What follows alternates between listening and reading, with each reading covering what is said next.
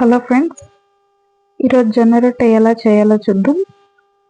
ముందుగా తగినంత పిండిని తీసుకొని కొంచెం ఉప్పు వేసుకొని వేడిగా ఉన్న నీళ్ళని కొన్ని కొన్ని వేసుకుంటూ మెత్తగా చపాతి పిండిలో కలుపుకొని కావాల్సినంత ముద్దలు చేసుకొని పక్కన పెట్టుకోవాలి. చూపిస్తున్న విధంగా చేత్తోని పొడిపిండి వేసుకుంటూ రొట్టెల్లాగా ఒత్తుకోవాలి.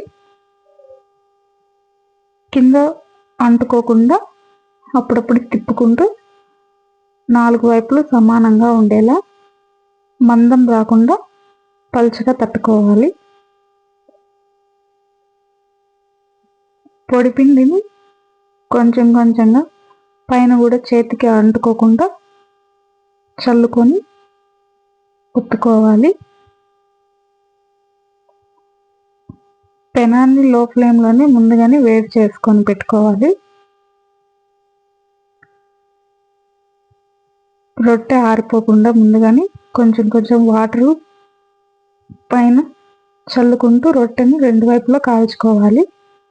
అప్పుడే పిండి పగులు రాకుండా బాగా వస్తుంది.